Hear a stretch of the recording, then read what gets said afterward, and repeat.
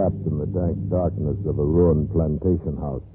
And somewhere in the pitch-black room is a homicidal maniac armed with a knife, groping for you, trying to prevent your escape.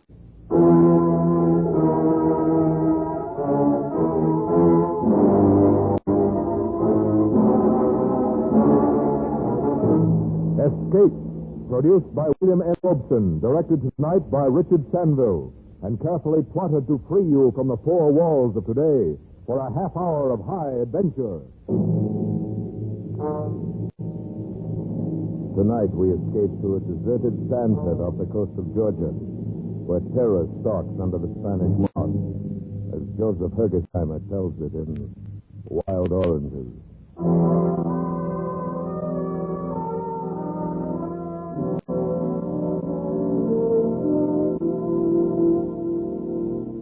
What could have appeared more innocent of danger than that barren, low-lying shore of southern Georgia? What could have seemed less laden with terror than that lovely little cove, so tranquil and well-sheltered, so warmly bathed in late afternoon sun as we dropped the anchor of our ketch and prepared our mooring? And yet there was something. First it was an odor of a grove of wild orange trees in late bloom, growing defiantly amid the tangled undergrowth of the shore. The scent was strong and exotic and heady, and as I smelled it, I felt a vague uneasiness. Then as I watched the shore and Halvard, sole member of my crew, furled the sails, the mirror of the cove was shattered by a movement. First I thought it was a fish leaping and playing in the water. Came round a spit of land from an inner bay, and then Halvard was beside me. That's clear, sir. Huh? It would have bet there was nobody within miles of here. But there's someone swimming. Huh? Yes. It's a girl. I'll be surprised when she discovers us, no doubt. And embarrassed. Oh, she swims well, doesn't she? As if she's been born in the water. Yeah, does she seen us? Yes. Now she's running away. That sprint would win an Olympic race. I wonder what she's doing here, where she comes from. Perhaps there. Where? Through the trees. There's a house. You can hardly see it. I spotted it a moment ago. Oh, yes. So there is. Oh, but it's a ruin. It's rotting away. No one could have lived in that since the Civil War. Well, there may be others back there. Yes, but this coast is deserted. Marked a swamp on the chart. Well, you don't know, sir. It's strange. Very strange. Yes, it was strange. And stranger still was this vague uneasiness I felt. As twilight fell, the aroma of the wild oranges was overpowering. Suddenly, without knowing why, I slipped on a jacket, went to the side and dropped into the tender. Halvard stood by to cast off. He asked no questions, and I said nothing. What could I say? I didn't know myself why I was going. I pulled the tender up on the soft sand of the beach and walked up a dim path through the orange grove. The scent of the blossoms was full of such wild sweetness that I picked an orange and tasted it. It was bitter, of a pungence that was new and rare and strangely delicious. The dim moonlight only accentuated the ruin of the house. There were other smaller, ramshackle buildings scattered about, overgrown with weeds and creeping vines. This had once been a great plantation. Now it lay still and lifeless. Then I saw the light. Round the side were a smaller portico held off the weeds. A single doorway was framed in the pale light of an inner lamp. As I approached, I saw a shadow move across it, so swiftly, so furtively, that it was gone before I realized it had been a man. Then I saw her, sitting on the portico, rocking softly in her chair. What do you want? Nothing. When I came ashore, I thought no one was living here. You're from the white boat that sailed in at sunset? Yes, and I'm returning immediately. It was like magic. Suddenly, without a sound, you were anchored in the bay. I've robbed you, too. Some of your oranges are in my pocket. You won't like them. They've run wild. We can't sell them. They have a distinct flavor of their own. I should be glad to have some on my boat. All you want. My man will get them and pay you. Please, don't. Oh, Nicholas attends to that. Oh, won't you sit down? My father was here when you came up, but he went in. Strangers troubled him. All right. I should be getting back. I'm sorry to have disturbed you and your father. No, it was nothing. Good night, then. Good night. That was all. Fragment of commonplace conversation. But it was enough. Now the uneasiness I felt, the strangeness of this place took shape for me. I saw it in her lovely, fragile face. I heard it in her voice. There'd been a hidden terror, a terrible, controlled fright that approached hysteria. There'd been a warning in it, and something else, a plea. By the time I got back to the boat, I was completely unnerved, and Talbot made matters worse. You find anything, sir? There are people living there. Yes, there'll be water then. Maybe we could stay here a couple of days, huh? What do you mean? Well, this is good anchorage here. I'd like to unship the propeller, and the topside could do with a coat of varnish. No, we're going on south. Aye, sir. No, wait, Talbot. Of course, you're right. We need a couple of days' work before we head into blue water. We'll do it here.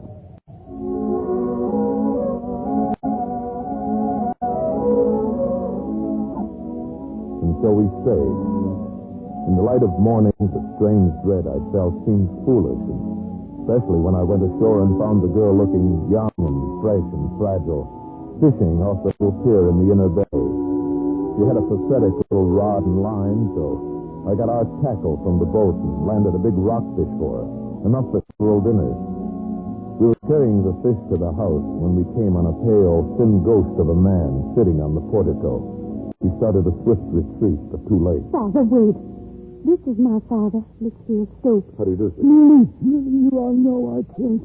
Father, you must manage yourself better. You know I wouldn't bring anyone to the house who would hurt us. And see, we are fetching you a splendid rockfish. Oh, yes. So you are. We are alone here, sir. The man is away, my daughter and I. The fish is acceptable. If you will carry it in for me, Nicholas would do it, but he's away, and the father isn't strong. This way. We have no ice. I must put it in water. Here, right there. Thank you. You've been very nice. Now I suppose you'll go on across the world. Not tonight. We're staying here, making repairs.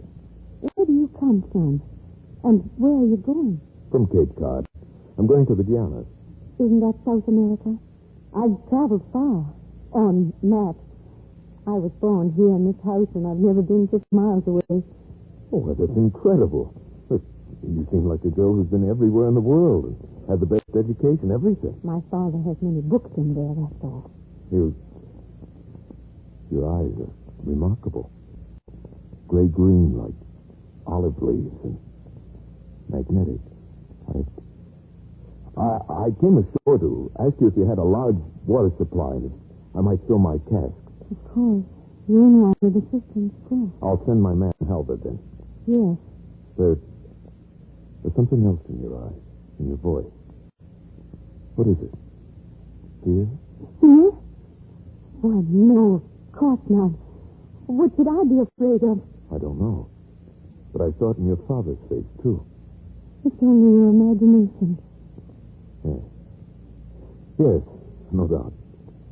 But then, thank you for the fishing.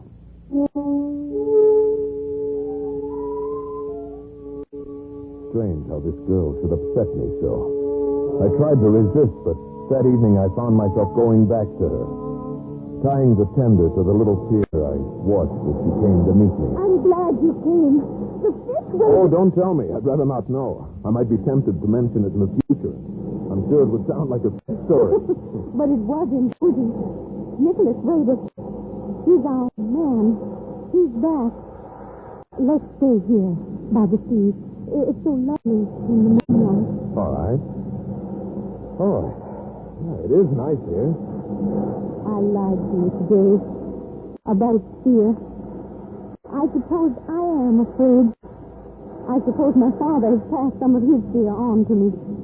Why is he afraid? That's a long story going back to the first war. Please tell me. Well, he was a young man then. He didn't go to war. It wasn't that he was a coward exactly. He just couldn't adjust to it mentally. People mocked him, laughed at him, and threatened him. That's when a sort of perpetual fear started. He ran away. He met my mother and married her. They came here. None of us has ever left this lonely place. Never will, perhaps. Your mother? She's dead. Loneliness killed her. Perhaps it's no wonder that I sound timid or afraid. Perhaps I am. Aren't you lonely, too? I don't know anything else.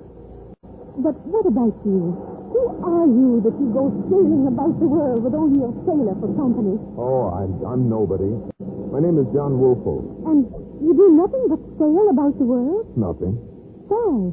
Well, let's say I don't like modern society. Let's say I don't like entanglement. I see. Oh, I didn't mean... You needn't apologize. I envy you your freedom. I sit here a great deal and watch the ships far out there on their water roads. You are enviable, sailing where you like, safe and free. Safe and free. There is something more than you told me. More behind the fear in your voice. No. But perhaps I can help. No, please. What's that? Nicholas! No, you can't. I've got to go in. I'll come with you. No, please. No, don't come. You'll be going soon. Tomorrow, perhaps. Then, goodbye. Goodbye.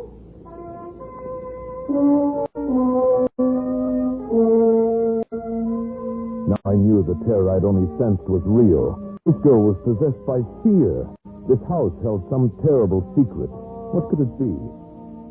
Next morning, Halvard suggested we repaint the engines, and I agreed. We'd stay another day or two. Later, Halvard went in to fill a cask of water. He came back without the cask and livid with rage. There were some idiots in that house. Next time I'll take the pistol. What do you mean? Where's the cask? It was broken. How? It was still in the cistern, and this idiot, a huge hulking brute, came out of the house. He told me to get away. Well, I tried to explain that we had permission, but he came at me with a knife, gibbering. Well, I hit him, but it was like hitting an ox. He put his foot on the cask and crushed it. I'll see about this. You be careful, sir. The man's not right. He's dangerous. Plenty dangerous.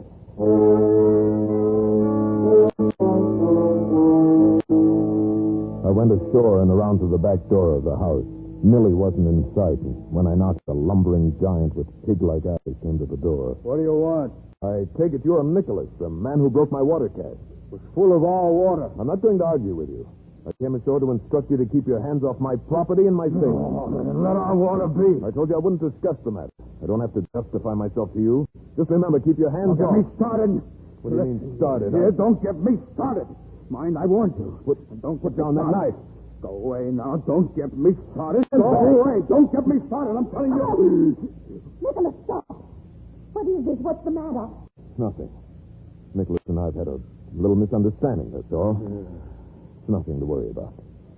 Nothing to worry about, I said. When I got back to the boat, I couldn't help asking myself why I'd left her with that brute. I just about made up my mind to go ashore again to check up when I saw her waving on the beach. She wanted to visit the boat. I went and got her. There was no hint of terror in her face now. Just shining, girlish wonderment at the polished metal and the gleaming wood of the cask. I offered to take her for a sail, and her face lighted up like a child. But when we reached the heavy swells outside the reef, her face got white, and she froze. It's dead. Dead. Are you frightened? I'll send back. I'd rather you didn't.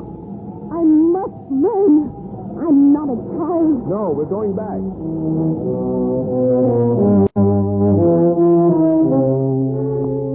Before we got to the anchorage, her panic was almost out of control. But safely moored once more, she calmed slowly and said, How strange. To be forced back to this place I loathe by my own cowardice. It's not cowardice. To see is frightening to those unused to it. Come, you must forget it now. Halvard will have tea for us in a moment. How do you like our boat? It's quite wonderful. Have you nothing else to care for? No place or people on land? None. And you're satisfied? Hardly. All the things most men value were taken from me in an instant. Can you talk about it? Why, I haven't for 12 years.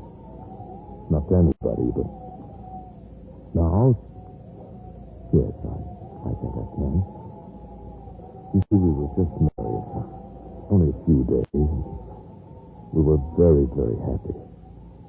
Then, in one instant, she was dead. It was a silly, stupid accident thrown from a horse, without rhyme or reason.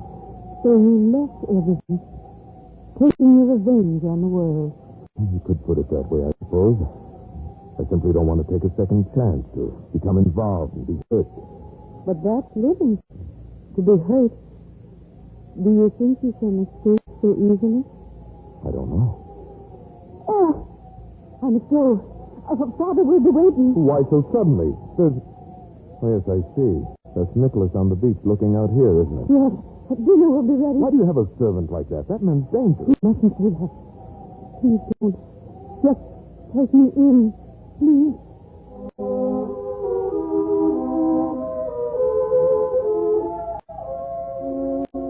Now I knew that she, too, was afraid of Nicholas. I could see it in her eyes.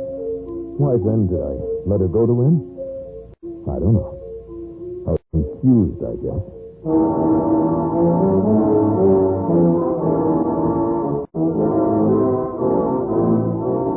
That night a storm broke, a raging wind and rain, and to match my tortured mood, I hardly slept. Her face was always before my eyes, and by morning I knew that I must do something.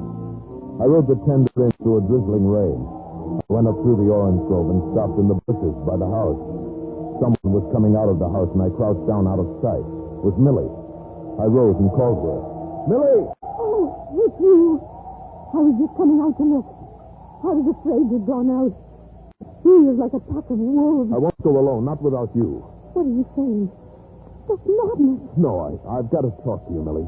There's a lot that needs explaining. Things that I have a right to know. No, not here. Come. She led me to one of the smaller ruined buildings. What must have been a store in the days of the great plantation.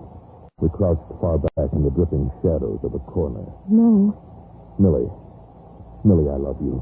For the first time in 12 years, I'm living again, and I love you. I know nothing of love. It's easily learned.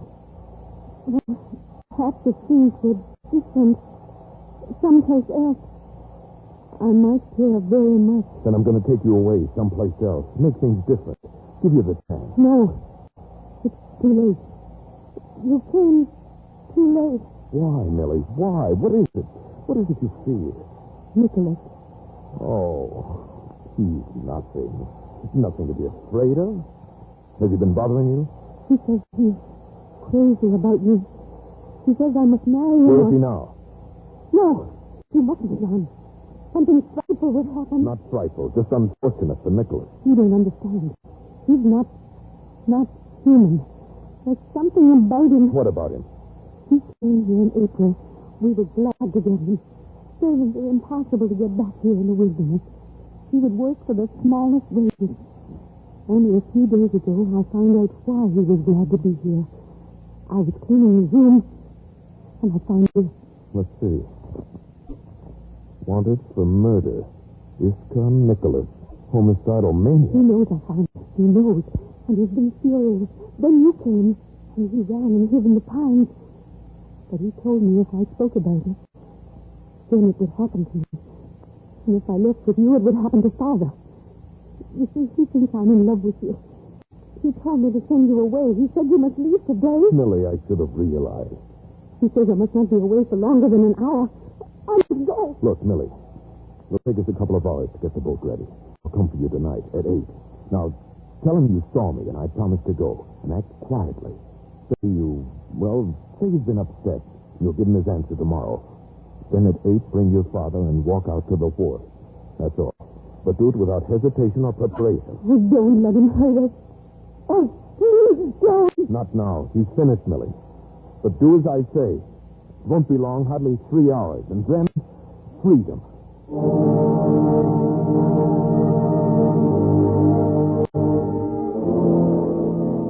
Now Now that I knew, now that there was to be action, I felt better. Talbot and I got the ketch ready for sailing. 8 o'clock, we tied it up to the little pier. The storm had abated slightly, but it was still raining. I got up on the dock and waited for Millie. 10 minutes passed. Then 20. Something was wrong. I told Talbot to wait there with the tender. Then I walked slowly up to the house. It was dark.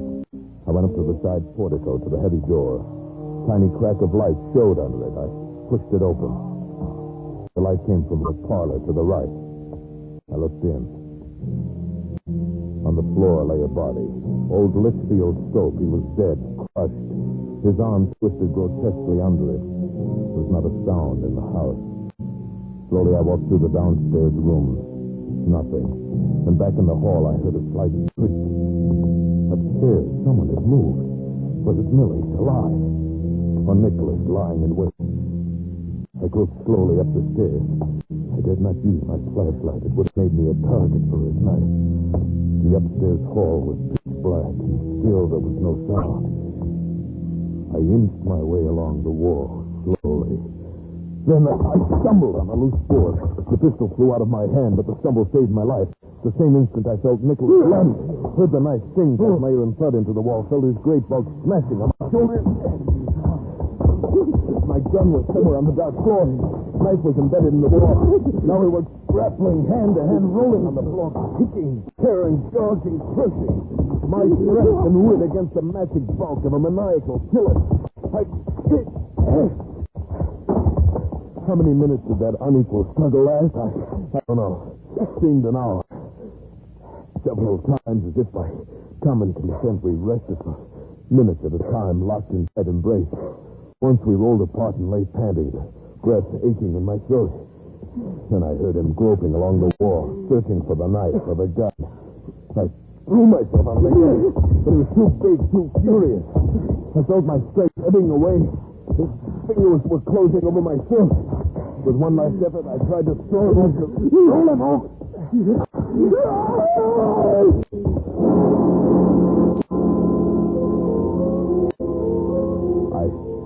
I staggered dazedly to my feet and looked up. He'd fallen through the banister down the stairwell. Nicholas had landed on the bottom. He lay there on the stairs, sprawled, his head at a grotesque angle. But he was not dead, only stunned.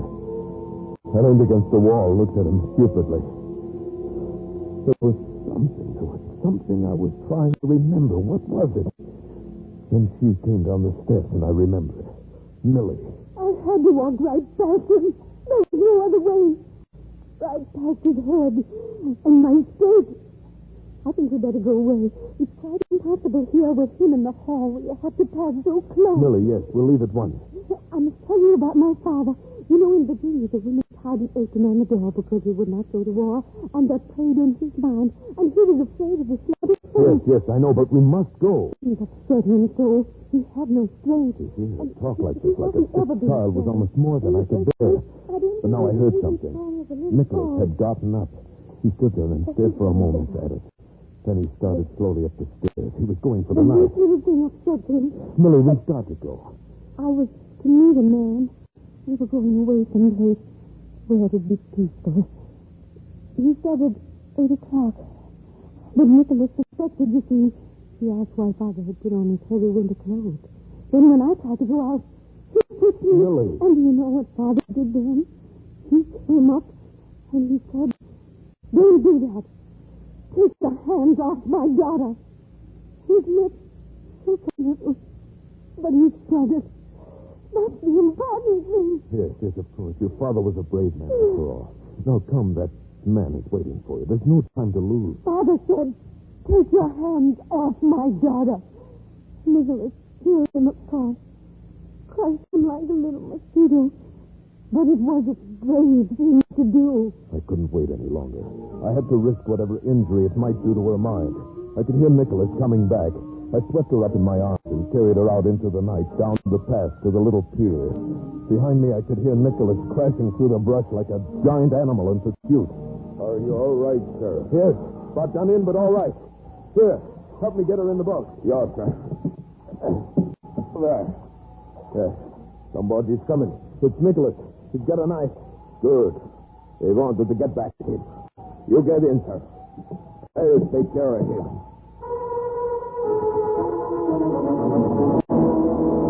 Calvert went to intercept Nicholas on the path. I heard them meet and struggle for a moment. Then a stooped figure came walking slowly onto the pier. I prepared to shove the boat out into the water, and then... All right, sir. It's me. Oh, Calvert. Where's Nicholas? They stopped him. He was all pumped out. Are you hurt? No, just a scratch. They missed his knife at first in the dark. It's nothing. Good. Let's get away from here, then. I held Millie in my arms as Calvert rode to the catch erratically, I suppose, because of the storm. We were ready to cast off in 2 minutes. The last obstacle would be the narrow passing out of the cove. In this storm, it would be dangerous, very dangerous. I started to take Millie into the cabin. No! There's Nicholas! In the doorway! Nonsense. Nicholas is dead. You're on my boat, Millie. You're safe, Millie. Safe? Is John Wolfe? I am John Woolfolk. But you didn't come. Yes, I did, Millie. And you're safe. Come. I want to stay here. All right. You sit here beside Halvard. I'm going up front to take soundings. In this van, you won't be able to hear me if I call. No, but you can hear me. Remember, we've only 3 feet clearance. You'll have to hold it steady through the passage. Oh, I'll manage it. Halvard, this is no time for pretense. How do you feel? All right. They've taken knives before. You're too scratch. All right, we'll fix it as soon as we get outside. Now, let's go. Turn over the engines. Pull up anchor.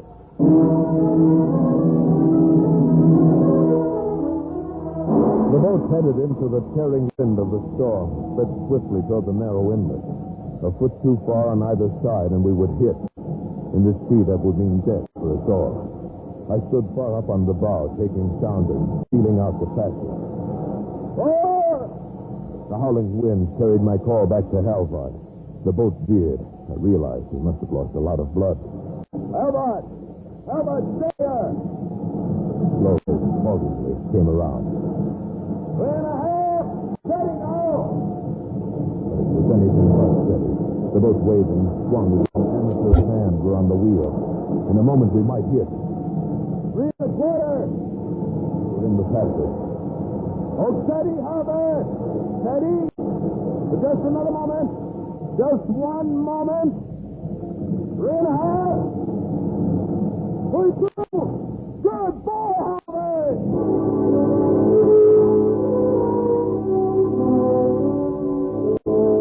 Good boy, Halvard, I called.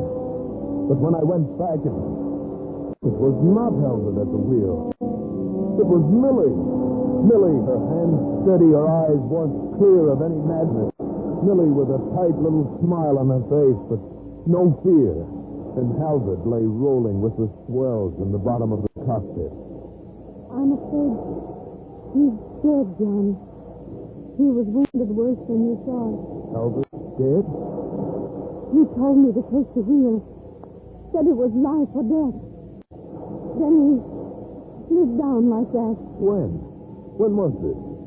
Back there in the passage. Just when you said 3.5. I'm afraid I wasn't very good. But I held on. Oh, Millie, you were wonderful. No, not yet. But I'll learn, John. I'll learn.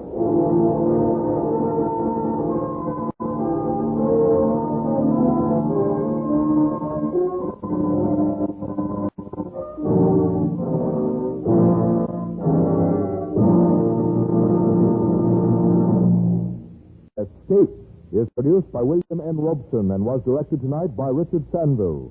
You have just heard Wild Oranges by Joseph Hergesheimer, adapted for radio by John Dunkel, with Paul Frees as John Woolfolk, Jeanette Nolan as Millie Stopes, Bill Conrad as Halvard, Jack Crucian as Nicholas, and Sherry Hall as Litchfield Stopes. The special musical score was conceived and conducted by Cy Cure. Next week, you've planned it very well. He's dead, and you feel no remorse. Your escape has worked out perfectly. There's nothing to worry about. Except, perhaps, an unexpected Christmas present.